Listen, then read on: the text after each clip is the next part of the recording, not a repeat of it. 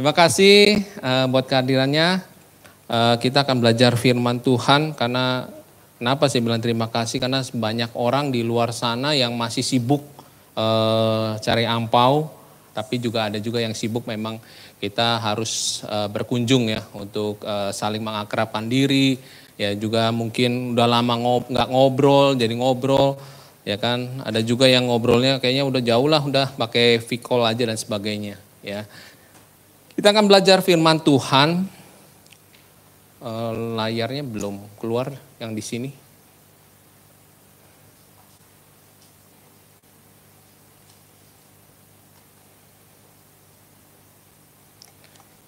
Kita akan belajar firman Tuhan tentang memilih untuk tetap setia. Karena ternyata setelah saya pelajari dan juga saya baca-baca, setia itu ternyata adalah pilihan. Ya, jadi ada orang yang memilih untuk tetap setia, ada orang yang memilih untuk ya udahlah saya nggak setia.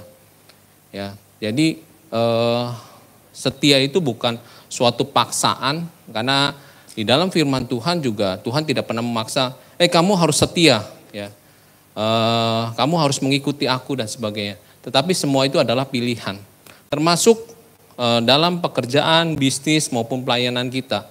Ya, seringkali kita juga ada orang yang senangnya, kayaknya pindah-pindah gereja, ya, pindah-pindah gereja, nggak setia dengan gereja yang satu, dengan dia pindah lagi nggak suka karena, aduh kayaknya pendetanya nggak cakep, ya, nggak ganteng, pindah deh, atau mungkin musiknya juga kurang bagus, pindah deh dan sebagainya. Ada juga yang mungkin nggak setia juga dengan pasangannya, ya, aduh kayaknya dulu melihat bahwa pasangannya cakep gitu ya, melihat pasangannya langsing, kenapa sekarang langsung gitu kan, kok kenapa dulunya kayaknya gang sempit, sekarang kayaknya jadi gang lebar, ya kan, dulu mobilnya cuma satu, sekarang kayaknya badannya bisa masuk 2 mobil gitu kan, udahlah kayaknya ngelihat di kantor atau ngelihat di jalan, ngelihat di bus, ngelihat di mana, kayaknya ada yang lebih baik, ternyata kayaknya sudah boleh waktunya tuker mobil ya, atau tuker pasangan. Ya, jadi ternyata setia itu adalah pilihan. Ya, kita mau belajar firman Tuhan tentang memilih untuk setia. Nah, kita mau belajar firman Tuhan dari Daniel. Kita akan baca firman Tuhan sama-sama, yaitu di dalam Daniel 1 ayat 1 sampai 9. Saya akan bacakan yang ganjil, Bapak Ibu akan bacakan yang genap, ya, supaya bisa fokus, jangan mikirin cukyok ya, jangan pikir pulang kayaknya udah siap nih, ada cukyok, ada apa gitu. Kita fokus dulu firman Tuhan, amin. Ya, nggak lama kok, 2 jam aja firman Tuhan hari ini. Jadi percayalah, Bapak Ibu akan dapatkan firman Tuhan yang luar biasa ini. Ya, kita baca mulai dari Daniel 1 ayat 1 sampai 9, saya bacakan yang ganjil, Bapak Ibu bacakan yang genap. Pada tahun yang ketiga pemerintahan Yoyakim, Raja Yehuda, datanglah Nebukadnezar, Raja Babel ke Yerusalem, lalu mengepung kota itu.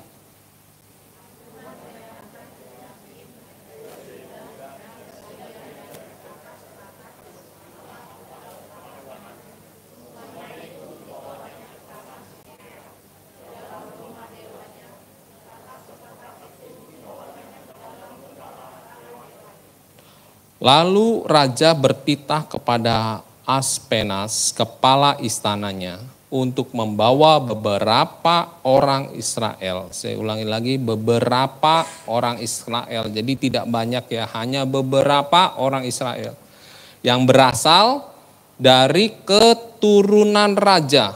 Ya, saya ulangi lagi, dari keturunan raja dan dari kaum bangsawan. Ya, jadi bukan dari rakyat jelata atau rakyat sipil, tetapi diambil adalah orang-orang Israel, hanya beberapa yang berasal dari keturunan raja dan juga kaum bangsawan. Silakan yang keempat.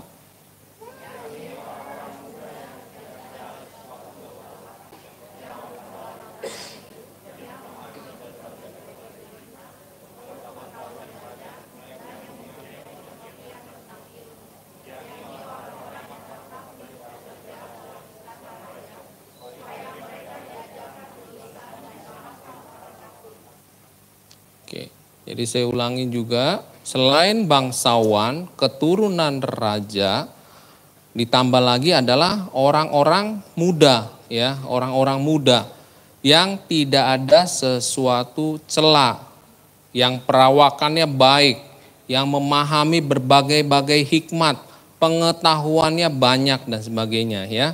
Ayat yang kelima. Dan raja menetapkan bagi mereka pelabur setiap hari dari santapan raja dan dari anggur yang biasa diminumnya.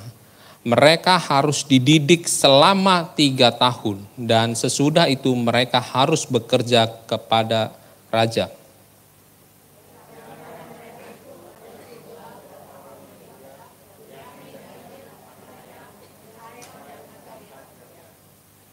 Pemimpin pegawai istana itu memberi nama lain, ya, jadi dirubah namanya. Daniel menjadi Belzazar, Hananya dinamai Sadrak, Misael dinamainya Mesak, Asaria dinamainya Abednego.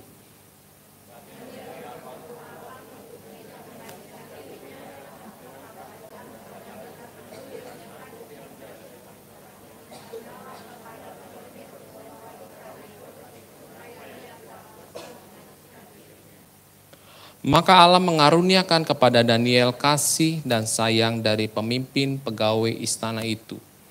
Oke, terima kasih atas bantuan Bapak Ibu membacakan, dan kita juga belajar di sini untuk memahami, mengerti firman Tuhan.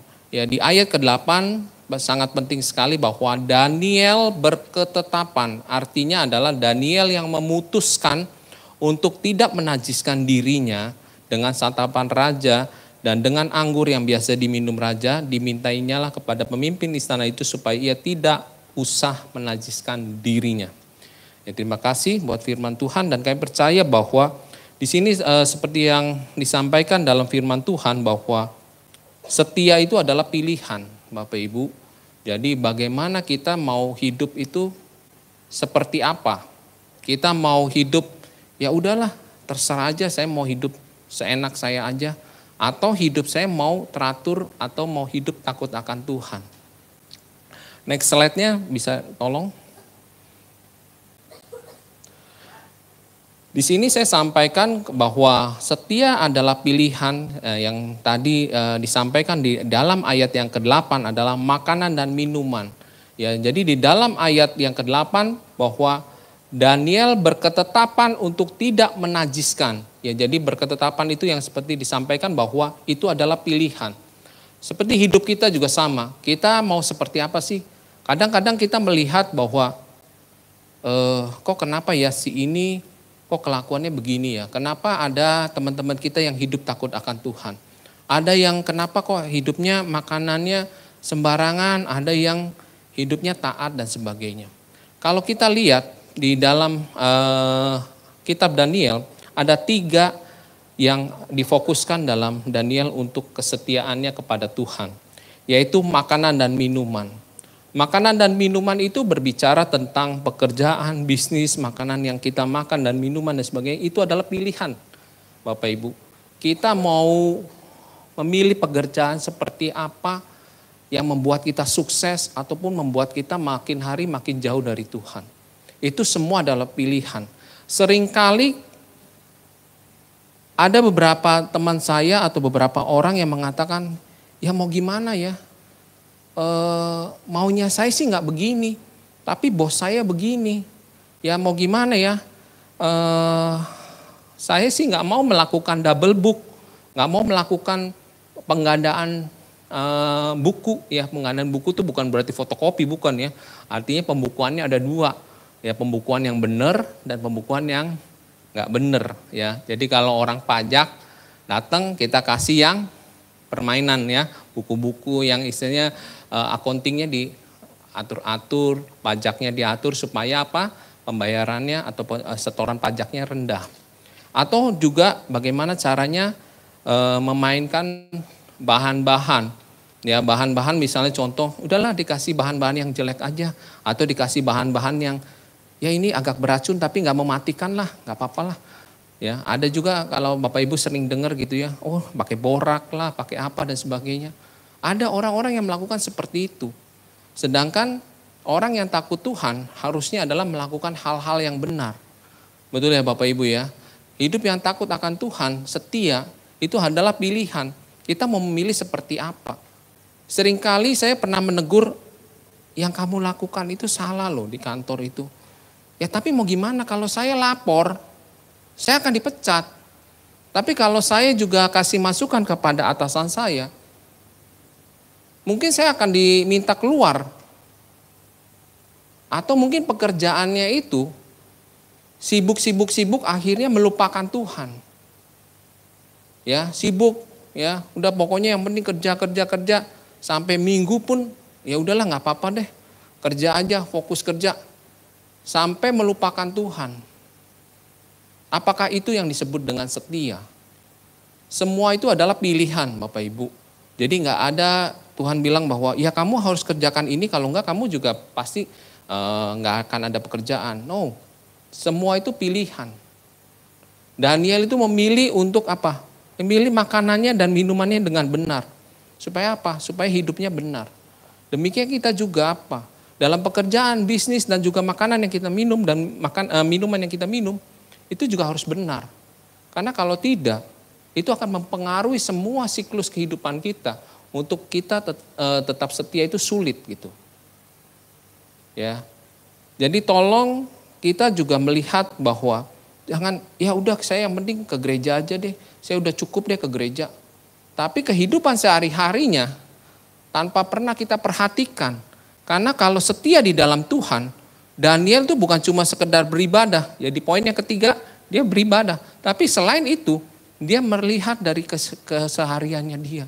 Apa yang harus saya makan, apa yang harus saya lakukan. Semuanya harus berkenan di hadapan Tuhan.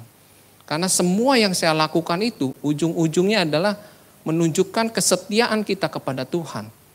Jangan cuma sekedar, ya udah kerja, akhirnya melupakan Tuhan. Bahkan ada yang berkata dengan saya bahwa, ya kalau saya nggak kerja bagaimana?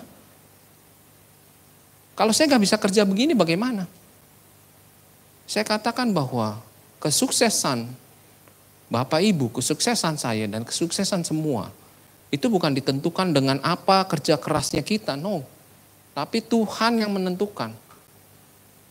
Kalau Tuhan pengen kita sukses, pasti Tuhan akan atur pekerjaan apa yang sesuai dengan kehendak Tuhan, bukan kehendak kita. Jadi percayalah, pada saat kita setia di dalam Tuhan, kita harus tahu hal-hal yang mana yang harus kita lakukan, yang kita pilih untuk menunjukkan bahwa kita setia di hadapan Tuhan. Yang kedua adalah gaya hidup. Daniel dalam kehidupannya dia memilih untuk tidak bergaul dengan orang-orang sekitarnya. Mungkin kita juga melihat, enggak, saya juga enggak bergaul. Tapi lihat gaya hidup kita. Apakah gaya hidup kita sehari-harinya makin dekat dengan Tuhan atau makin jauh dengan Tuhan? Lihatlah lingkungan kita. Karena lingkungan kita akan menentukan membuat kita itu seperti apa. Ya, ada yang mengatakan bahwa kalau kamu bergaul dengan lingkungan yang seperti A, kamu nggak akan lama, kamu akan berubah menjadi si A. Ya, demikian juga kalau kamu bergaul dengan lingkungan pemabuk, nggak lama kamu akan jadi pemabuk. Ada teman saya ceritakan sedikit. Teman saya dulunya dia bekerja di narkoba. Ya, narkobanya maksudnya dia bukan pemakai. Dia orang-orang yang narkoba, dia punya tempat itu untuk para narkoba, ya, pengobatan narkoba. Nah, saya katakan bahwa hati-hati, karena kalau kamu nggak kuat, kamu akan jadi pemakai juga. Oh, nggak mungkin Pak, nggak mungkin, sama sekali nggak mungkin. Karena saya adalah mengobati mereka, bukan saya bergaul dengan mereka. 3 tahun kemudian, saya tanya istrinya, kemana suami kamu? Kena tangkap. Oh, saya bilang kena tangkap kenapa? Ternyata dia juga pemakai Pak. Loh, Sejak kapan? Ya belum lama sih Pak, mungkin 1-2 tahun yang lalu.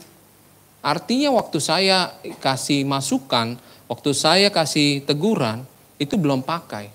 Tetapi karena lingkungannya itu seperti itu, dia bertemu dengan narkoba, bertemu dengan pemakai dan sebagainya, dia akan terus-menerus akhirnya mulai pengen mencoba. Ya, kok kayaknya enak gitu ya, kok kayaknya gimana. Makanya hati-hati, makanya begitu seperti Daniel melihat bahwa pergaulannya dengan para raja, mabuk-mabukan dan sebagainya, dia nggak mau bergaul. Bahkan dia nggak mau ikut-ikutan minum dan makan makanan raja. Kenapa? Karena dia tahu bahwa hidup setia di hadapan Tuhan itu perlu ada namanya sesuatu yang membedakan. Kalau yang membedakan adalah orang setia seperti apa, orang yang tidak setia seperti apa. Seringkali anak-anak Tuhan lupa garisnya di mana.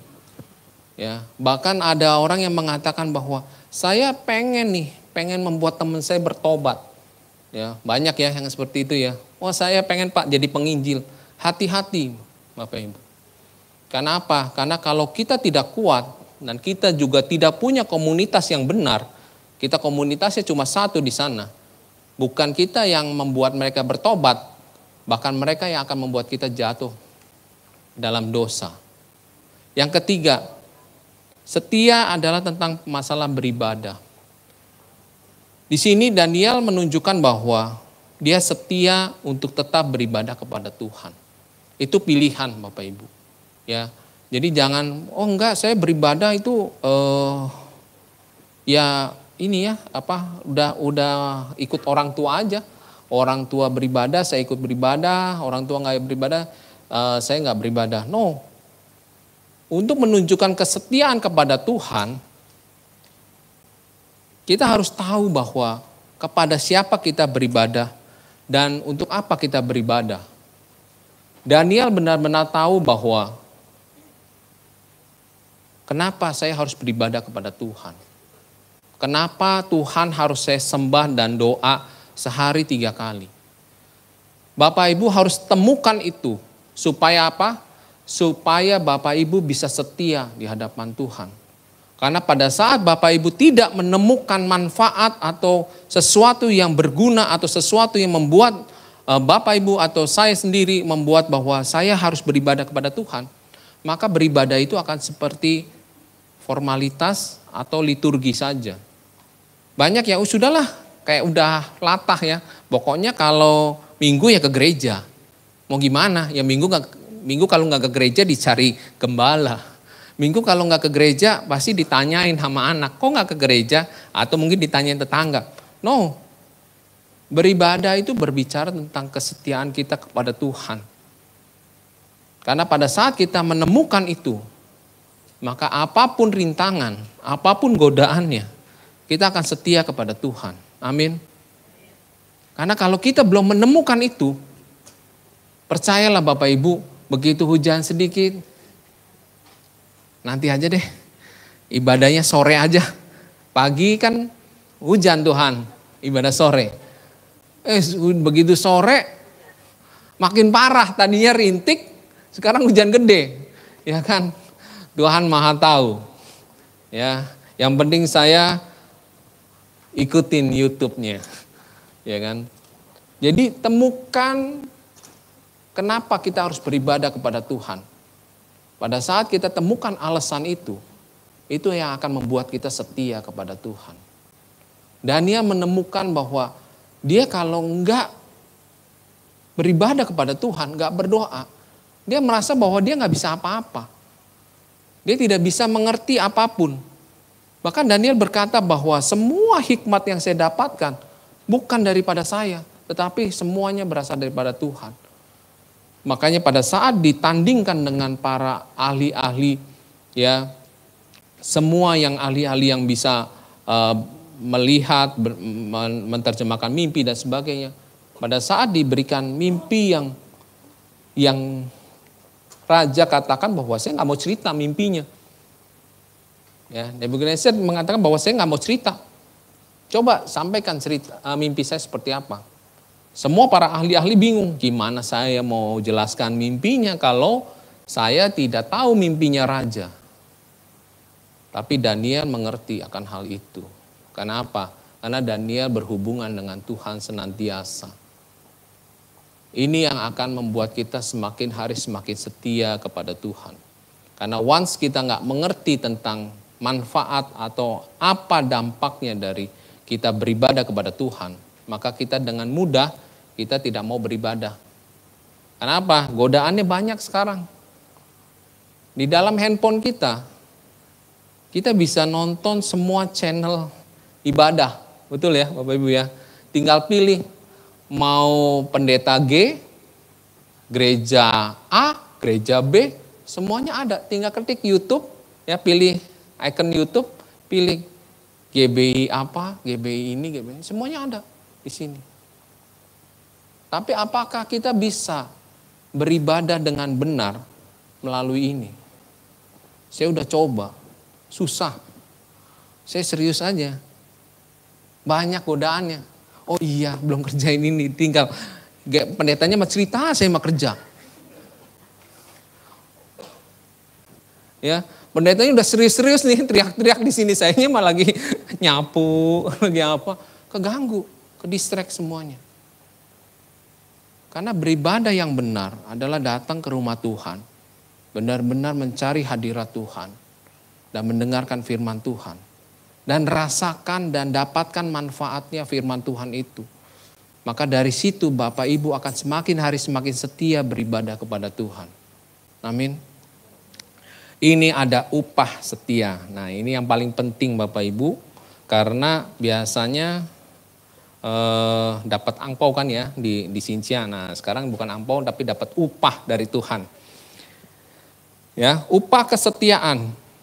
Saya akan sampaikan 3 upah kesetiaan, yaitu yang pertama adalah hikmat dan pengetahuan. Buat apa sih dari tadi kok Mbak Didi ini cerita tentang setia, buat apa? Ternyata banyak kok orang-orang yang gak setia di hadapan Tuhan tapi kaya. Betul ya? Banyak tuh. Ya. Orang yang gak setia, orang yang mungkin tipu sana tipu sini juga kaya kok. Gak perlu setia lah. Ya kan? Yang jarang-jarang ke gereja juga banyak kok diberkati. Ini kita lihat. Apa upah kesetiaan? Ya, yang pertama adalah dikaruniai hikmat dan pengetahuan. Yaitu di dalam Daniel 1 ayat 17 dikatakan bahwa kepada keempat orang muda itu Allah memberikan pengetahuan dan kepandaian tentang berbagai-bagai tulisan dan hikmat. Sedangkan Daniel juga mempunyai pengertian tentang berbagai penglihatan dan mimpi. Artinya apa? Artinya pada saat kita setia di hadapan Tuhan, kita diberikan hikmat dan pengetahuan. Kok kenapa ya banyak orang kok kalau misalnya cerita, kok kamu bisa tahu sih? Kok kenapa kamu kok bisa begini ya? Pada saat kita setia di hadapan Tuhan, hidup benar di hadapan Tuhan, percayalah. Ya, saya sering kali ngalamin pas mau lewat jalan ini gitu, jangan lewat. Ya, pas mau melakukan seperti ini, jangan lakukan. Itu semuanya daripada Roh Kudus, Bapak Ibu. Pada saat kita hidup setia di hadapan Tuhan, kita pasti akan sangat-sangat minim sekali untuk mengalami sesuatu yang kurang baik. Seringkali orang, kok saya salah terus ya. Sampai ada yang ngomong, Pak Gembala kenapa sih saya hidupnya salah terus? Saya begini salah, saya melakukan begini salah, saya melakukan begini salah. Kita introspeksi diri. Apakah kita setia di hadapan Tuhan? Jangan cuma sekedar ibadah. Enggak, saya datang kok ibadah, saya datang kok, saya baca firman kok ini. Tapi hidupnya apakah setia di hadapan Tuhan? Karena Tuhan melihat bahwa hatimu seperti apa. Kesetiaanmu seperti apa. Kau menjaga makananmu, gaya hidupmu, dan beribadahmu bagaimana di hadapan Tuhan. Maka engkau akan mendapatkan hikmat dan pengetahuan yang daripada Tuhan. Bahkan Salomo sendiri mengatakan apa? Pada saat ditanya Tuhan, apa yang kau mau? Saya cuma minta hikmat. Amin ya. Karena hikmat itu melebihi daripada semuanya. Dengan hikmat kita bisa mendapatkan semuanya. Contoh, kita mau diajak bisnis ya dengan orang. Kalau kita hidup setia di hadapan Tuhan, kita hidup takut akan Tuhan, pasti Roh Kudus akan berbicara kepada Bapak Ibu. Jangan dengan orang ini berbisnis. Nanti kamu akan begini, begini dan sebagainya. Belum waktunya kau berbisnis. Jangan investasi ini dan itu. Pasti nanti akan banyak hikmat-hikmat yang daripada Tuhan. Seringkali bahkan istri lebih peka ya, lebih berhikmat. Pah, jangan pah. Saya kayaknya melihat om ini kayaknya kurang bagus. Wah, berhikmat banget tuh ya. Padahal ngelihat gara-gara tai lalatnya jelek aja di sini gitu. Jangan begitu ya. Ibu-ibu jangan lihat gara-gara tai lalat ya. Saya kayaknya nggak serak banget nih. Tai lalatnya di sini. Kayaknya penipu nih kalau tai lalat di sini. Ya, jangan gara-gara tai lalat, tapi karena hikmat Tuhan. Amin ya Bapak Ibu ya. Nah itu akan sangat baik di dalam kehidupan Bapak Ibu. Dalam memilih jurusan buat anak, pendidikan buat anak, jodoh buat anak dan sebagainya. Pada saat kita hidup setia di hadapan Tuhan, itu jauh melebihi daripada kekayaan-kekayaan. Bahkan Salomo dengan hikmatnya dia bisa menjadi raja terkaya sepanjang abad. Betul ya? Bukan dari kekayaan awal, tapi dari hikmat Bapak Ibu. Pada saat kita memiliki hikmat, percayalah bahwa setiap yang kita lakukan itu, kita mengerti dan diberikan tuntunan oleh Roh Kudus. Supaya kita tahu apa yang harus kita lakukan dan apa yang tidak perlu kita lakukan. Kapan kita harus berhenti dan kapan kita harus berjalan. Seringkali anak-anak Tuhan juga keceblos juga. Kok saya udah doa ya keceblos juga. Kok saya ini keceblos juga ya. Coba introspeksi. Ya, apakah kita sudah setia di hadapan Tuhan? Atau cuma sekedar semuanya formalitas. Ya udah ke gereja, baca firman, baca juga cuma lewat-lewat. Wah, apalagi baca tentang raja-raja, pusing tuh kitab raja-raja. Ya kan, hakim-hakim puyeng. Baca terus, setia di hadapan Tuhan. Dan kau akan mendapatkan hikmat yang daripada Tuhan. Amin. Yang kedua, upah kesetiaan adalah dikaruniakan 10 kali lebih cerdas. Ya, luar biasa ya. Daniel diberikan 10 kali lebih cerdas. Daniel 1 ayat ke-20, dalam tiap-tiap hal yang memerlukan kebijaksanaan dan pengertian yang ditanyakan raja kepada mereka, didapati bahwa mereka 10 kali lebih cerdas daripada semua orang berilmu dan semua ahli jampi di seluruh kerajaan. Jadi bisa dibayangkan ya, kok bisa ya anak Tuhan bisa ngelawan ahli jampi? Kok bisa ya anak Tuhan ngelawan orang-orang yang bisa menafsirkan mimpi dan sebagainya? Tuhan itu semuanya tahu Bapak Ibu. Pada saat kita hidup setia di hadapan Tuhan, kita akan hidup lebih pandai daripada orang-orang lain. Kok bisa ya? Ya karena Tuhan itu luar biasa. Kepandaian itu tidak melulu dapat dari pendidikan, dari sekolah. Tetapi dari hikmat Tuhan itu akan membuat Bapak Ibu jauh lebih pintar daripada orang-orang lain. Sehingga pada saat Bapak Ibu melihat bahwa, oh bagaimana harusnya, akan diberikan tahu. Seperti ini, seperti ini, seperti ini. Ya. Demikian pada saat perizinan juga. Pak Alcin kan terus berdoa di hadapan Tuhan, setia di hadapan Tuhan. Pak Gembala ini kalau nggak setia di hadapan Tuhan, pasti nggak akan diberikan hikmat daripada Tuhan. Orang lain mungkin belum kepikir, tapi Pak Gembala kita sudah kepikir ke sana. Karena itu adalah hikmat yang daripada Tuhan. Demikian juga kita. Kenapa kok kalau misalnya pekerjaan kita, bisnis kita nggak maju-maju ya, stuck terus. Bahkan kok kayaknya kita salah terus. Kok orang lain lebih pintar? Coba introspeksi. Kita setia gak di hadapan Tuhan? Kenapa kok karirnya dia kok lebih hebat daripada saya ya? Coba introspeksi. Apakah kita sudah setia di hadapan Tuhan atau belum? Kenapa kok si Acong ini kalau bisnis lancar terus ya? Ini kalau depannya A ini semuanya paling jago tuh jualan kue tiaw ya. Acai, Acong, Asoy. Saya ganti nama aja deh. Ya kan? Namanya Asoy. Biar jualan kue tiaw. Asoy gitu ya. Semua A. Nanti nama anak saya ganti A deh. Biar bakmi, kue tiaw jago. No. Ya. Asal kita setia di dalam Tuhan, kita bisa melebihi daripada orang lain. Karena apa? Karena harusnya anak-anak Tuhan itu memberi contoh, betul nggak? Dan menjadi contoh buat orang lain. Jangan anak-anak Tuhan kerjanya nongkrong dan tanya kepada si Acong, Cong, kenapa Cong kok lu bisnisnya jalan? Si Acong yang ngajarin anak-anak Tuhan. Aneh nggak? Aneh kan? Harusnya anak-anak Tuhan itu menjadi berkat buat orang-orang lain. Kenapa kamu maju? Kenapa kamu hebat? Kenapa kamu kok luar biasa dagangannya? Karena Tuhan. Amin gak? Jangan kita ngedaprok. Si Acong yang nanya. Pak, kenapa sih lu hidup lu stres terus? Iya gak ngerti saya. Saya udah jalanin ini salah. Udah bisnis ini salah.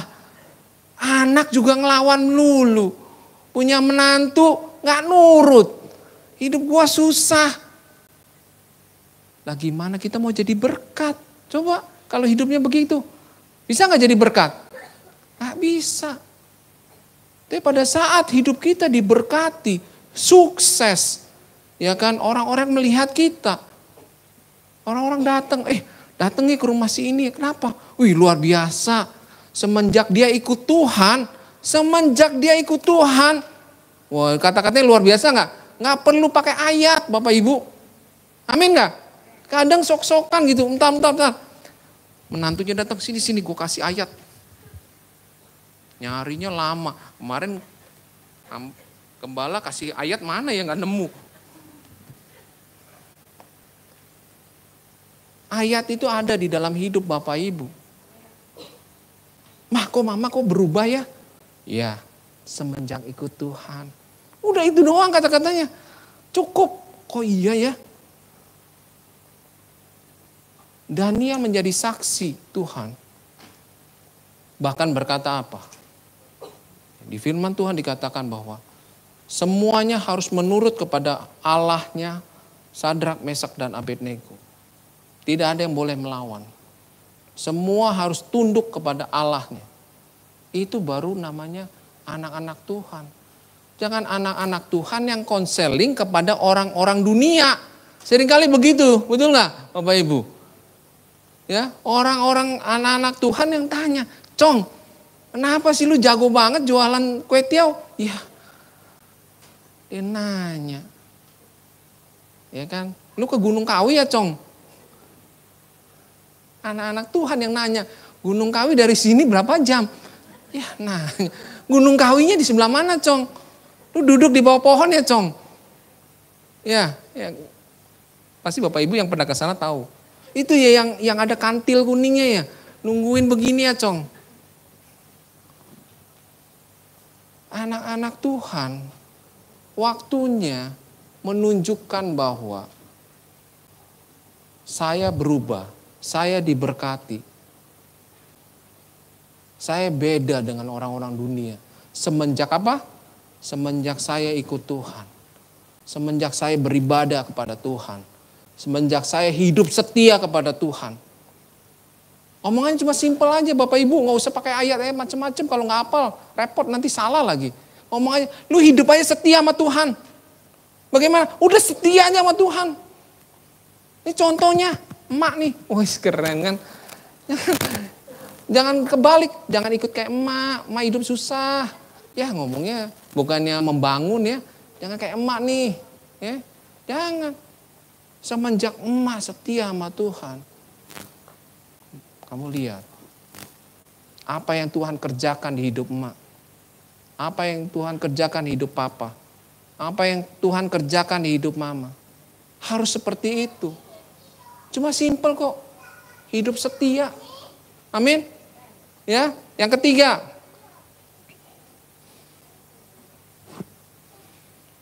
Pemain musik siap-siap. Dilindungi dan diberkati. Ya, dilindungi dan diberkati.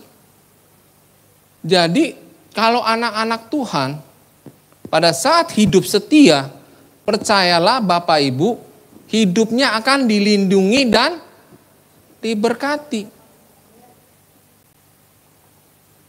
Udah punya hikmat, lebih pintar 10 kali, dilindungi dan diberkati. Jadi kalau ada anak-anak Tuhan yang kena tipu, mesti introspeksi tuh. Dapat hikmat nggak dari Tuhan? Ya, dapat hikmat nggak dari Tuhan? Harusnya dia punya hikmat, punya kepandaian, dilindungi dan diberkati Bapak Ibu. Pada saat hidup setia di hadapan Tuhan, percayalah, sekarang ini kita harus punya titik balik Bapak Ibu. Kita harus punya titik balik. Kalau sekarang ini Bapak Ibu belum sukses, setia dan lihat ke depan. Apa yang Tuhan kerjakan, percayalah akan ada banyak perubahan setelah Bapak Ibu memutuskan untuk setia di hadapan Tuhan. Jangan ngelihat mengeluh terus, aduh hidup saya begini. No, tentukan, kita berdoa malam ini, Tuhan saya mau setia. Dan saya mau lihat apa yang Tuhan kerjakan di hidup saya ke depan. Dan saya percaya, hikmat, kepandaian, diberkati dan dilindungi akan menyertai saya. Karena saya hidup setia di hadapan Tuhan. Daniel tahu banget dan Sadrak, Mesak, Abednego juga tahu banget bahwa dia harus hidup setia di hadapan Tuhan. Karena dia tahu pada saat hidup setia di hadapan Tuhan, itu adalah titik balik di mana apa yang belum pernah terjadi, apa yang belum pernah dia dapatkan, itu semuanya dia dapatkan setelah dia hidup setia di hadapan Tuhan.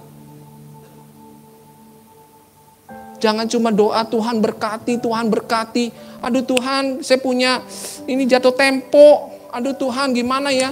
Mau bayar cicilan. Aduh Tuhan, bagaimana ya? Bagaimana? Mulailah dari hidupmu dengan setia di hadapan Tuhan. Maka dari situlah berawal bahwa perubahan demi perubahan akan terjadi di hidup saudara. Amin. Tanpa ada keputusan setia untuk hidup benar, gaya hidup benar, beribadah benar, berdoa dengan benar, hidup setia di hadapan Tuhan, tidak akan ada perubahan apapun. Bapak Ibu boleh bilang, wah saya sudah berdoa, ikut doa pagi, ikut doa siang, beribadah dari pagi, siang, malam. Lihat hidupmu, sudah berubah belum? Setia belum? Karena itulah awal dari semuanya. Kalau cuma dilakukan dengan formalitas, tanpa kesetiaan di hadapan Tuhan, tidak ada perubahan apa-apa. Daniel, Sadrak, Mesak, Abednego bukan cuma sekedar pandai. Banyak orang pandai di luar sana, tapi dia lebih pandai daripada orang-orang. Orang-orang bisa mengertikan mimpi harus dengan cerita. Daniel tidak perlu cerita, dengar ceritanya dari Nebukadnezar, nggak perlu. Tuhan yang kasih hikmat. Bahkan dia melebihi 10 kali lipat dari orang-orang lain. Percayalah Bapak Ibu, perubahan demi perubahan akan terjadi berawal daripada keputusan setia di hadapan Tuhan. Saya belajar melakukan itu. Banyak pergumulan, saya juga banyak. Ya, kita tapi jangan ngadu pergumulan ya. Lu punya pergumulan berapa? 10, gue 20. Jangan. Banyak pergumulan gaya lagi. Ya. Kalau banyak pergumulan tulis di kotak.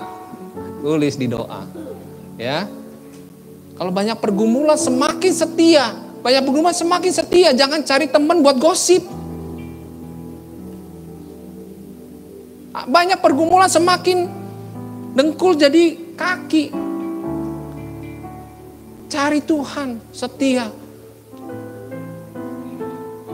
Pada saat Daniel dihadapkan untuk jangan beribadah, apakah dia langsung meninggalkan? Oh iya ya, kalau saya beribadah, saya bisa ditangkap. oh ya saya bisa dikasih beradu dengan macan, ya singa dan sebagainya, ini perapian dan sebagainya. No, semakin pergumulan itu semakin dekat dengan pergumulan kita udah tahu semakin harus semakin cari Tuhan, semakin setia.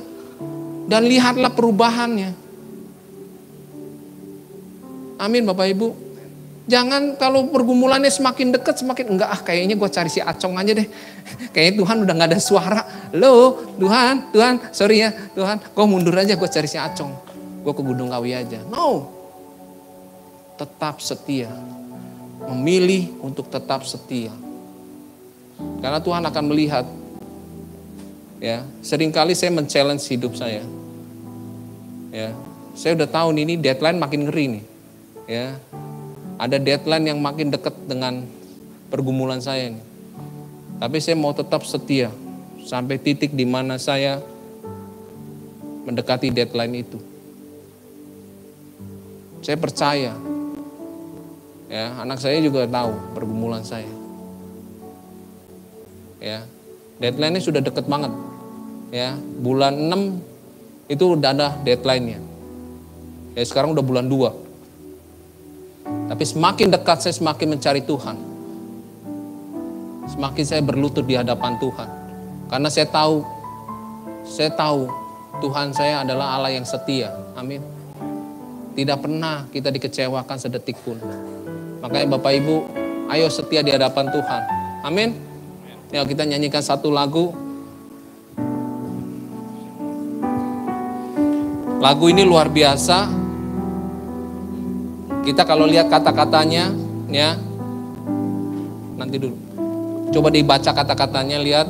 Ada saat yang kita alami, ya, tidak seperti yang kita ingini. Seringkali seperti itu ya, betul ya Bapak Ibu ya. Kita berharap A, terjadinya B. Tapi kita yang menetapkan bahwa kita tetap hatinya percaya sama Tuhan. Kita yang harus menetapkan bagaimana kita tetap setia di hadapan Tuhan. Amin. Jangan minta Tuhan buat saya setia. No, kita yang putuskan untuk tetap setia. Karena Tuhan akan menilai apakah kau setia di hadapanku. Yang kedua, bait kedua adalah ada saatnya saat kita hadapi. Seringkali itu kita gak ngerti apa-apa. Kok kenapa saya mesti hadapin begini? Kenapa saya mesti sakit? Kenapa saya mesti ngalamin begini Tuhan? Kita gak ngerti kenapa kita mesti ngalamin begini. Tapi tetap pilihannya apa? Setia di hadapan Tuhan. Amin. Pilihan cuma satu. Setia di hadapan Tuhan. Dan itu Tuhan akan lihat sampai akhir di hidup kita. Apakah kita setia di hadapan Tuhan. Amin. Yuk kita tetap setia di hadapan Tuhan. Amin.